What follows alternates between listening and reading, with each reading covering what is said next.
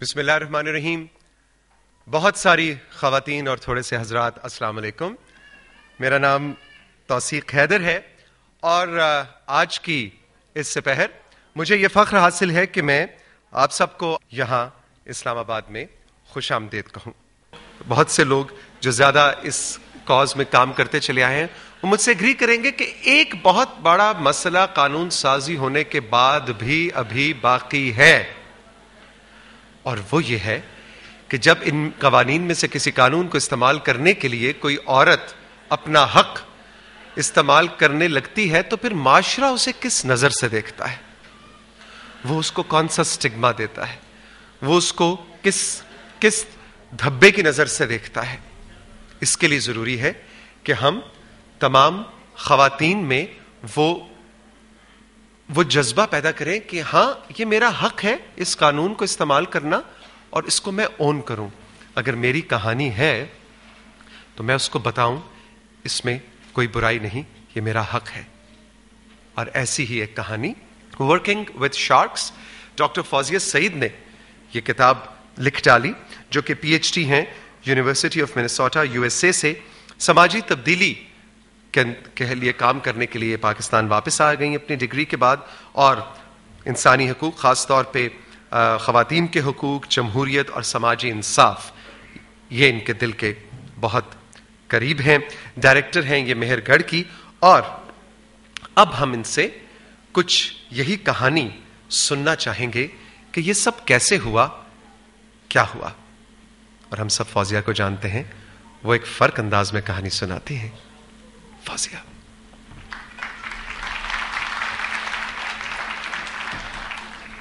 ہمیشہ سب کو جوش دلاتی رہی ہوں، موٹیویٹ کرتی رہی ہوں. اپنی کہانی کہنا مشکل ہوتا ہے، اپنی کہانی کہنے کے لیے آپ کو والنریبل ہونا پڑتا ہے. اور مجھے ایسے لگتا تھا کہ 1.5 سال 2 سال ہم نے میکنزم سیٹ کرنے کی اتنی کوشش کی ہے کہ جنسی ہراسیت کا کوئی علاج نکلے، کہ احساس ہوتا ہے کہ عورتوں کو بولنا بہت ضروری ہے.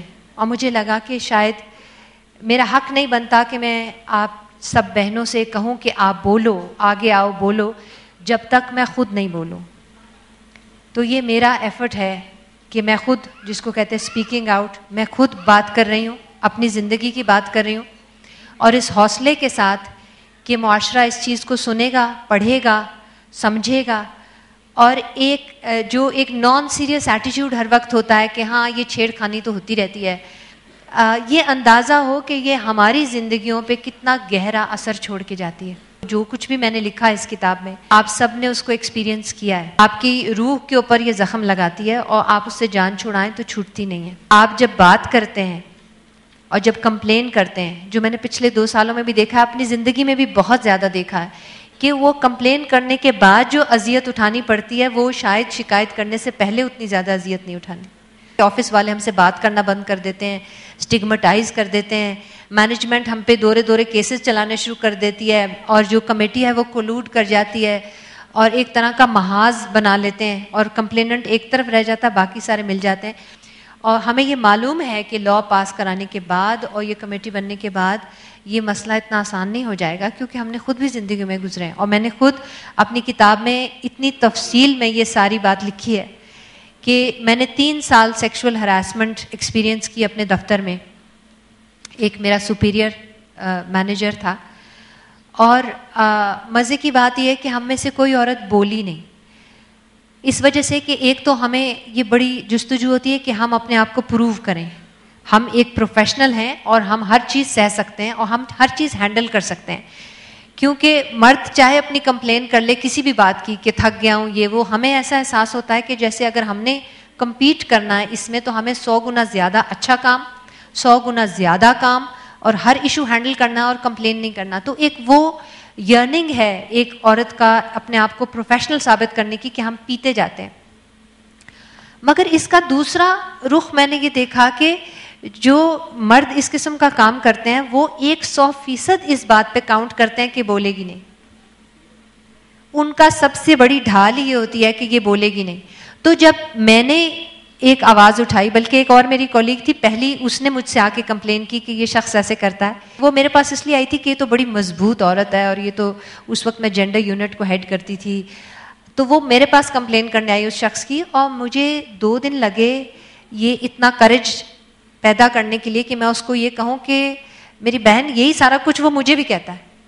اور پھر جب ہم دونوں اکٹھے ہوئے اور ہم نے آہستہ آہستہ آہستہ آہستہ بات کرنی شروع کی, تو پتہ یہ چلا کہ 100 سٹاف تھا ہمارا جس ادارے میں میں کام کرتی تھی, اس میں 16 عورتیں تھیں. تقریباً 15 عورتوں نے اس بات کا اقرار کیا کہ وہ سب وہی کچھ ایکسپیرینس کر رہی ہیں اسی ایک آدمی سے, اور ہم میں سے 11 جو ہیں وہ ایک ساتھ ملی کہ ہم اکٹھی ایک کمپلین کرتے ہیں. مجھے اس بات کا احساس ہوا کہ ہماری خاموشی جو ہے وہ ہمارے خلاف کتنا بڑا ہتھیار ہے. مگر اس کے برعکس جب ہم نے بولا تو ہم نے سوچا کہ بھئی سارے پڑھے لکھے, ایک انٹرنیشنل آرگنائزیشن میں سارے پڑھے لکھے لوگ ہوتے ہیں, اور اتنی عورتیں ایک آدمی کے خلاف بولیں گی تو وہ ساتھ نہیں کھڑے ہوں گے. مگر آپ یقین کرو کہ کوئی بھی ہمارے ساتھ نہیں کھڑا ہوا, اور اس کے بعد کوئی 1.5 سال اتنی اذیتوں کا سامنا ہمیں کرنا پڑا کہ مجھے اگر آپ ترازو میں رکھ کے کہو تو مجھے وہ 3 سال کی ہراسمنٹ سے کہیں زیادہ عذاب وہ لگا جو پھر باقی کے سارے آرگنائزیشن نے یا باقی کے معاشرے نے ہمارے ساتھ کیا. میڈیا نے بہت سپورٹ کیا, اور میں سمجھتی ہوں پاکستان کا میڈیا آہستہ آہستہ میچور ہو رہا ہے. پھر کچھ مینجمنٹ میں, اور پھر جب ہم ملک سے باہر شکایت لے کر گئے تو وہاں انٹرنیشنل لیول پہ ہمیں بڑی سپورٹ مل گئی. جو آپ سب سے مجھے کمٹمنٹ چاہیے وہ یہ ہے کہ جب کوئی عورت بولے گی تو آپ سالیڈیرٹی میں اس کے ساتھ کھڑے ہوں گے. آپ انگلی اٹھا کے تہمت نہیں لگائیں گے کہ اس عورت کو اسی ڈر میں بولا ہی نہ جائے اس سے کہ پھر لوگ کہیں گے کہ میرا ہی قصور تھا. ہم یہ آج کے بعد نہیں کہیں گے, اور یہ آج 22 دسمبر 2011 کو میں آپ لوگوں سے وعدہ لینا چاہتی ہوں کہ جب بھی کوئی عورت بولے گی آپ ججمنٹ نہیں دیجئے کہ قصوروار تھی یا نہیں قصوروار تھی, آپ کچھ بھی نہ کیجئے, آپ صرف سالیڈیرٹی میں کھڑے ہوں. انویسٹیگیشن میں خود انصاف ملتا ہے. جو ہمارا کیس ہے, بہت سارے لوگ جو ہیں وہ ابھی بھی مجھے اسٹگمیٹائز کرتے ہیں. بہت دکھ کے ساتھ یہ کہنا چاہتی ہوں کہ کیس ہم لوگوں نے آج کے دن 22 دسمبر 1997 میں فائل کیا تھا. ہمیں 2 سال لگے اس کو لڑتے ہوئے, مجھے بھی اپنی نوکری چھوڑنی پڑی, اور ایک ایک کر کے ان تمام عورتوں کو اپنی نوکریاں چھوڑنی پڑیں کیونکہ ہمارے سانس لینے کی بھی جگہ نہیں تھی. لیکن وہ 1999 میں ہمارا کیس کنکلوڈ ہوا تھا, اور آج 2011 ہے. میں نے آج ان تمام عورتوں سے پوچھا کہ یہ کتاب بالکل جب میری فائنل ہو رہی تھی کہ میں آپ کے نام ڈال دوں یا میں آپ کا نام چینج کر کے ڈالوں, تو میرے سمیت صرف 4 عورتوں نے کہا کہ ہمارا نام آپ ڈال دیں. اور یہ میرا خیال ہے اس بات کی نشاندہی کرتا ہے کہ آج بھی ہمارے معاشرے میں, ہمارے کیس کو کتنے سال ہو گئے, آج بھی ہمارے معاشرے میں وہ جگہ ہی نہیں ہے کہ ایک عورت کھڑے ہو کے, یہاں جس طرح میں اسپاٹ لائٹ میں بیٹھی ہوں, کاش کہ ہم 11 یہاں پہ کھڑے ہوتے آپ کے سامنے اور کہتے کہ 1999 میں ہمارا کیس, اب تو ہمیں وہ والا خطرہ بھی نہیں رہنا چاہیے, لیکن کاش کہ یہاں ہم 11 عورتیں آپ کے سامنے کھڑے ہو کے اور اپنی کہانی بتاتی. میرے آڈینس میں مجھے معلوم ہے کہ ان میں سے 2 یا 3 خواتین یہاں پر ہیں. میں پوری طرح رسپیکٹ کرتی ہوں, اور جو ملک سے باہر ہیں ان کی بھی اس بات کو رسپیکٹ کرتی ہوں, لیکن میں آپ کو یہ بات صرف اس لیے کر رہی ہوں اور بہت بھاری دل کے ساتھ کر رہی ہوں کہ آج بھی, اور یہ معاشرہ جب میں کہتی ہوں یہ کوئی انہونی انوکھی چیز دور رکھی ہوئی نہیں ہے, اس میں ہم سارے شامل ہیں.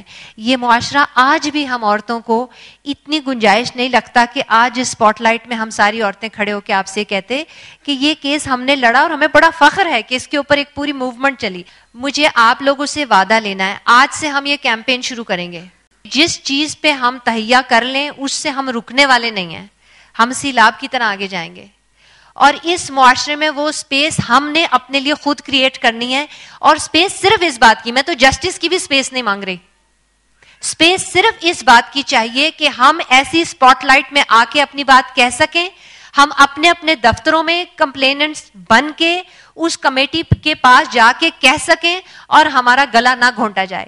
میرے ساتھ ہیں سارے لوگ؟